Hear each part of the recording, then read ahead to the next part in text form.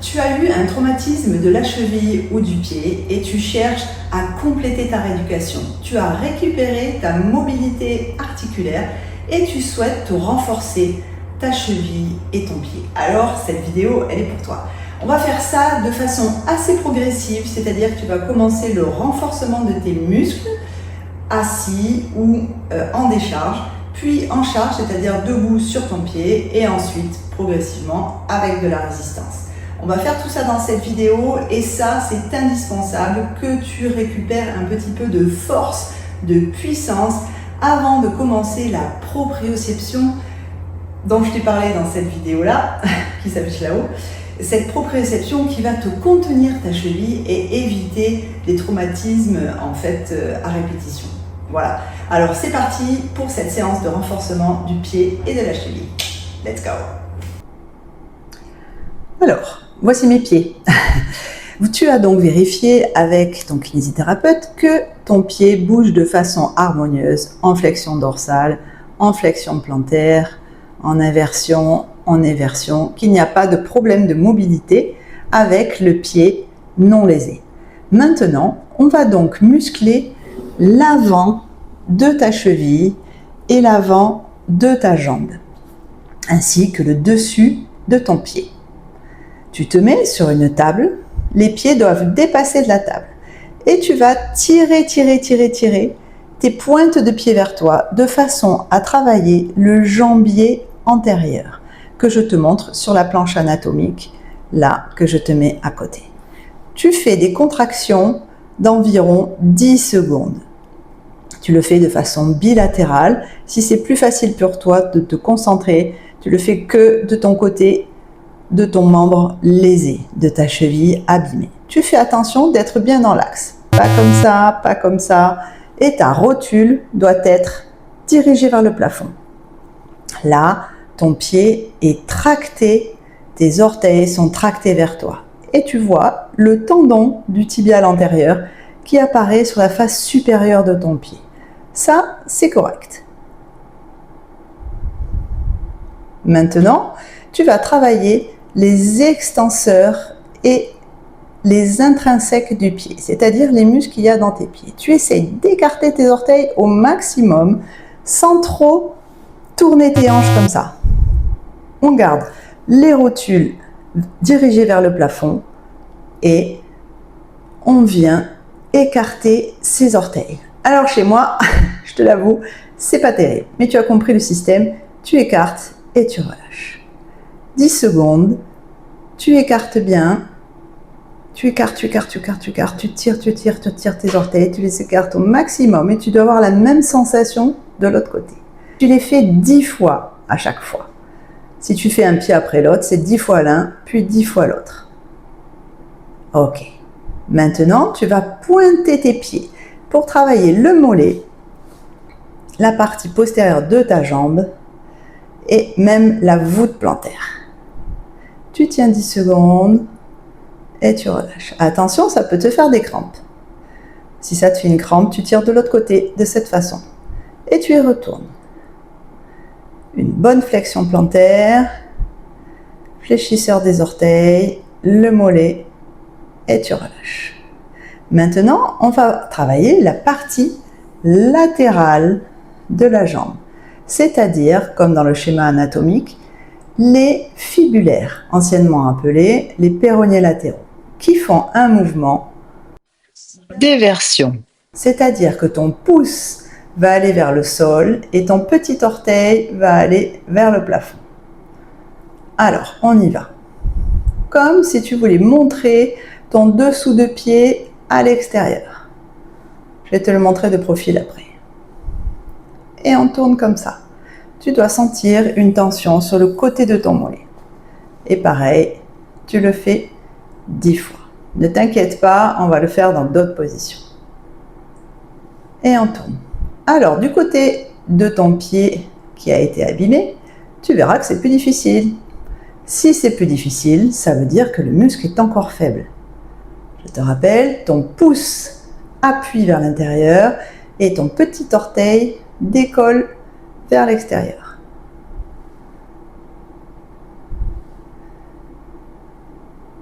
Voilà. Tu fais 10 secondes, tu fais pas comme moi, tu le fais bien. Maintenant, on va travailler l'intérieur, c'est-à-dire les muscles derrière rétromalléolaire médian, c'est-à-dire le tibial postérieur, qui fait ce mouvement-là. On vient rentrer les pieds à l'intérieur, comme si on voulait que les deux semelles plantaires se touchent. On y va. Comme s'ils se parlaient, tu vois. Toulouse, ça va? Oui, ça va. Oui, ça va et toi? Bah écoute, j'ai une grosse entorse de cheville et là, je fais ma rééducation. C'est pénible, mais bon, qu'est-ce que tu veux que je te dise? Il faut bien bosser. Bon, voilà, blague à part. Hop, tu vois, ils se regardent. Et là, tu me travailles le tibial postérieur. Au bout de quelques exercices, ne serait-ce que 10, tu le sens. Donc au départ, tu pars par 10. Une fois que ça c'est facile, tu vas travailler le sujet des triceps. Pour commencer, je t'invite à prendre une ceinture ou une serviette. Tu la mets au niveau des pelotes, comme je dis, la tête des métatarsiens, et tu vas accélérer. Hop. Boum. Boum. Voilà, au début, contre cette résistance. Là, j'ai une résistance élastique qui est relativement cool. Inutile de te dire que ton cabinet, j'en ai des plus durs, mais je ne vais pas le faire. Voilà. Et tu pousses. Tu pousses bien. Tu essaies de rester en tension, de bien tétaniser tes mollets. Voilà, début du travail contre résistance. Maintenant, pour travailler, hop, pour travailler les pérognés latéraux, je vais faire le même mouvement. Hop, je vais faire le même mouvement dans lequel le gros orteil vient appuyer vers le bas et le petit orteil va vers le plafond. Pour que ça résiste, tu mets ton pied, tu vois, dans la bande, avec ton 5e méta coincé dans la bande, et tu viens pousser vers le sol. Tu pousses vers le sol. Il part, ton genou est bien ouvert, ton gros orteil est vers le ciel, et là tu vas inverser. Le gros orteil va vers le sol et le petit vers derrière. Et là tu travailles les fibulaires. Allez, on y va. Et comme ça. C'est pas facile à sentir. Gros orteil, bien dans le plan, là, vertical. Et il va aller s'horizontaliser. Et là, on a un très très beau travail de fibulaire. Dans le cas des entorses, c'est primordial de le renforcer. Alors, tu peux faire, si tu n'as pas d'élastique, tu peux faire avec une serviette ou pourquoi pas une chaussette que tu n'aimes plus, la vieille chaussette de ski descendue, tu vois, hop, tu l'entoures autour de ton pied et ça peut faire l'affaire. Et d'un côté, bien sûr, et ensuite tu changes, tu ouvres bien ta hanche de ce côté-là, tu mets ta bande le long du 5e méta, de la tête du 5e méta, ton gros orteil est vers le plafond et tu viens le descendre. Et là, tu vois, je ferme ma hanche. Ça veut dire que mon péronnier latéral à gauche, il est un petit peu faiblard. Quand tu viens monter ton genou, ça veut dire que, oulala, c'est un petit peu faible.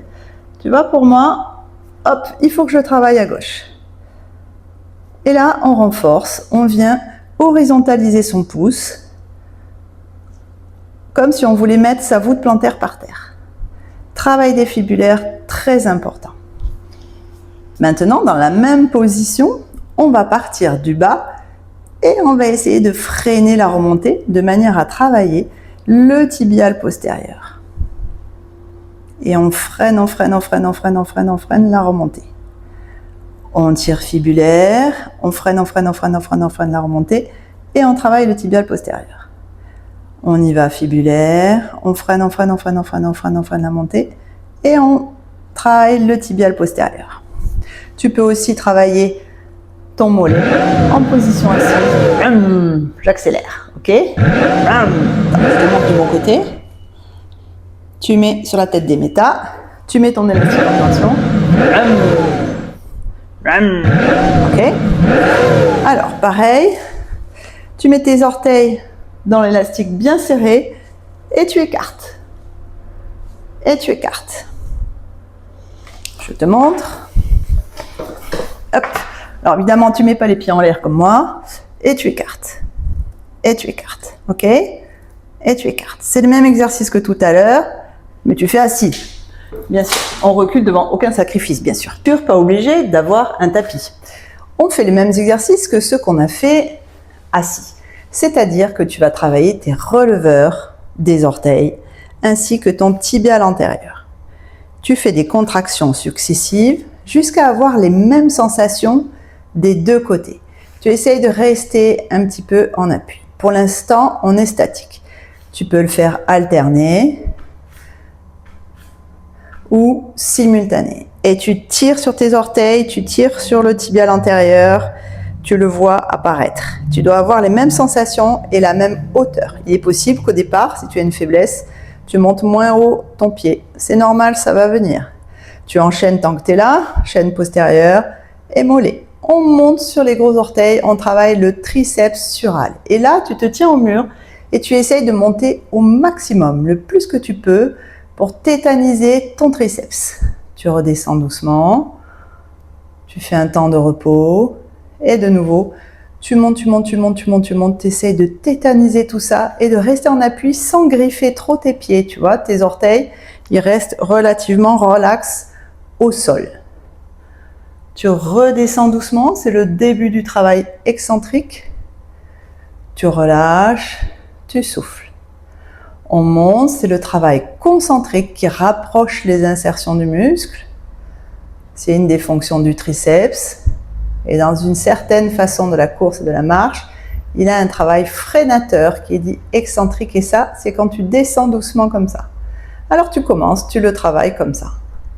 Renforcé. Ça, monter sur pointe de pied, pareil, tu le fais 10 fois. 10 fois mollet, 10 fois extenseur. Maintenant, on va se faire les péronniers latéraux. Alors là, on essaye, hop, on écarte un petit peu les genoux et on vient faire des bisous avec les genoux pour planter le pouce à l'intérieur et décoller son 5e petit orteil. Allez, on y va. C'est comme si tu voulais faire un chasse-neige au ski. Allez, hop, et tu viens décoller ton 5e orteil et enfoncer ton gros orteil. Ça, c'est les fibulaires. Là, tu as surtout le court fibulaire. Le long fibulaire, ça va être pareil, sauf que tu vas être sur les pointes de pied. Ok ? Pour l'instant, on travaille le court fibulaire. Ça, ce sont les muscles qui vont te stabiliser la cheville contre les entorses de cheville. C'est important que tu les renforces. Et tu fais ça. Ce n'est pas facile, je suis d'accord. Tu viens faire des bisous avec tes genoux et décoller tes orteils. Allez. Pas fastoche. Pareil, 10 fois, tu fais la cadence qui te convient. Bien sûr, si tu as des crampes, tu fais des pauses et tu vas boire un coup. Hein. On repose. Maintenant, l'intérieur, tu te rappelles, c'est le tibial postérieur. Hop, les bisous là. Tu sais, quand ils se parlent, les deux voûtes plantaires. Là, tu peux le faire genou tendu. Et tu vas te mettre sur le bord externe de pied. Tu reviens doucement. Tu fais attention, si c'est suite à une entorse de cheville, de ne pas laisser partir ta cheville. Tu te tiens au mur s'il faut. Et allez. Tu essaies de fléchir tes orteils et de bien tenir. Ok. Encore. Donc là, on a fait intérieur, extérieur, devant, derrière. T'es d'accord ? On n'oublie pas les muscles, on a fait en statique. Maintenant, on va passer en dynamique. Fastoche, du travail dynamique, le défilé de mode. Donc, marche sur talon. Allez, tu fais des petits pas et tu gardes tes extenseurs communs contractés. Tu fais des allers-retours. Si tu as un petit appartement, c'est bon. Hein. Si tu as un grand loft, tu le fais tout le long de la largeur de ton appartement. Hop, ou dans ton jardin, si tu as un jardin. Quand ça te tire trop, tu le fais bien genou tendu. Tu changes et tu me fais, bien sûr, la montée sur pointe de pied. Alors là, c'est pas si simple. Parce que ce que je veux, c'est que tu aies un appui équilibré sur tes 10 orteils. Alors là, il faut que tu le fasses en conscience. C'est-à-dire que tu vises, tu vois, il n'y a pas de cheville qui fait comme ça ou comme ça. Tu les gaines bien et tu montes le plus possible. Tu vois, je te montre comme ça. Tu marches, tu tournes et tu essayes de te servir de tous tes orteils. Tu vois, ça a été fourni, il faut s'en servir. Hop, Je te montre de dos, tu n'as pas tes chevilles qui font ça ou je ne sais quoi. Tu fais au maximum. S'il faut, tu les regardes et tu essayes d'avoir une marche à petits pas pour commencer, qui est correcte, avec des orteils qui servent et une cheville qui est bien tenue. Ok ? Quand tu as les mollets en feu, tu changes. Et on se fait la fameuse marche.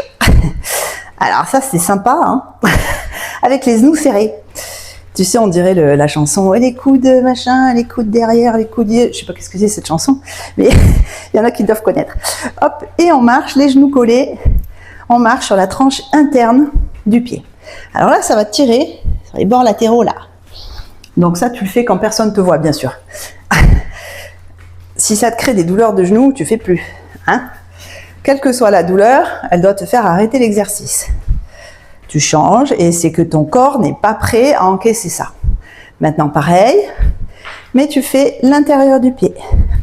Alors, en dynamique, chaque fois, avec une flexion de hanche, tu crispes bien tes voûtes plantaires et tu fais te regarder tes deux pieds. Fabuleux, ça aussi. On marche cette fois sur le bord externe du pied. Et tu essayes de symétriser tes sensations. Il faut que les sensations que tu as soient symétriques d'un côté et de l'autre. Après chaque exercice, tu fais un retour au calme avec une détente du pied. Sentir que tu es aussi bien en appui sur l'avant de ton pied que sur l'arrière de ton pied. Tu essayes de t'ancrer comme si des racines te poussaient de la voûte plantaire jusque dans la terre. Tu essaies de détendre ton pied et de tout relâcher. Parce qu'avec des exercices comme ça, au bout d'un moment, ça crispe partout. Donc tu essaies de travailler cet ancrage et de travailler cet équilibre bipodal de façon équilibrée. Parce que tu as passé peut-être des semaines à claudiquer ou avec un plâtre ou je ne sais quoi et tu as perdu cette habitude d'être en appui sur tes deux pieds. Donc ça, je t'invite à le faire pendant les temps de repos, de travailler cet appui bipodal, de travailler cet appui bipodal équilibré. Maintenant, le renforcement musculaire de ta voûte plantaire. Si tu as quelque chose à attraper, tu vois, c'est une pâte à modeler, tu n'y arrives pas, mais c'est pas grave. Tu vas essayer de griffer comme ça tes orteils à chaque fois. Et là, tu vois, tu forces de façon intense, parce que on est un petit peu imbécile, l'être humain, on veut toujours y arriver. Hop, et j'arrive. Alors ça peut être un stylo, ça peut être n'importe quoi, mais tu essayes de l'attraper. Moi, c'est de la pâte à modeler. Ça peut être ton coussin, ça peut être n'importe quoi. Et tu essayes de l'attraper. Je t'invite à travailler toujours ton membre collatérolatéral, celui qui n'a rien eu, pour comparer tes sensations et te dire, bon ok, est-ce que c'est bon ou pas? Est-ce que ça me fait mal de l'autre côté? Est-ce que ça me tire autant au pied? Est-ce que j'y arrive? Est-ce que j'y arrive pas? Est-ce que ma mobilité des orteils est identique? Là, tu changes. Le comparatif permet de reposer ton pied qui vient de travailler, permet de symétriser et de comparer tes sensations. Ok, là tu as bien compris, ça fait travailler ton fascia plantaire, ta voûte plantaire et tes fléchisseurs des orteils, ok, qui sont importants dans la griffe du sol. Pour les coureurs, ils savent ce que c'est. Donc, à marcher avec tout ce que tu as chez toi, de plus en plus lourd. Alors là, on fait des allers-retours avec ces poids de 1 kg chacun, qui fait 2 kg en plus, pour renforcer ses mollets. Ok, en dynamique. Je fais ça évidemment sur les extenseurs. Voilà, les extenseurs des orteils avec tes petits poids de 2 kg dans les mains. Et ensuite, tu me fais une progressivité avec des choses de plus en plus lourdes dans tes mains, autant pour les extenseurs que pour tes fameux triceps sur haut. Voilà, tu me fais des allers-retours, tu portes tes courses, tes dictionnaires, je ne sais quoi, et de plus en plus lourd pour arriver à des choses qui sont bien lourdes pour toi et sentir que vraiment tes triceps commencent à tétaniser tellement tu les as forcés. Après, là, tu ne dépasses pas 6 kg peut-être. Hein. Pour les extenseurs, c'est quand même moins puissant. Mais il est quand même important d'en avoir des solides pour stabiliser ta cheville. Tu peux aussi combiner un travail en charge avec des poids assez lourds. Donc là, nous avons 8 et 8 qui font 16.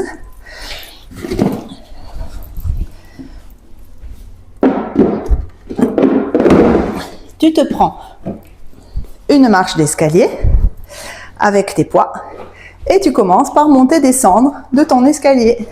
Alors chez toi, l'escalier de ton voisin, qui tu veux, tu t'es vu si tu as pris du poids, tu vois. Donc là, en l'occurrence, 16 kilos. Tu serres bien tes omoplates pour pas retourner chez le kiné pour les épaules. Et tu montes, tu descends. Une fois que tu es là, tu peux faire monte, descend. Puis, tu stabilises bien avec ton pied opposé. Tu descends en position d'insertion éloignée.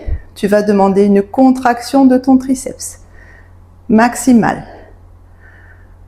Tu mets le triceps avec ses insertions en position le plus éloignée possible pour toi et tu viens remonter. D'accord? Je te remontre.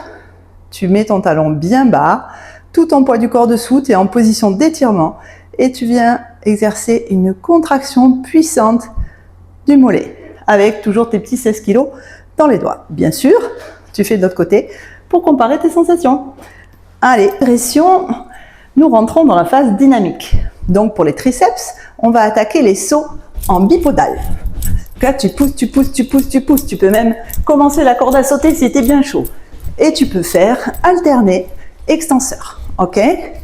Alterner extenseur d'orteil, tibial antérieur, toujours avec tes pieds bien dans l'axe. Tu vois, je te montre les semelles si je me mets face à toi. Tu gagnes bien tes abdos, tu essayes de symétriser tes sensations.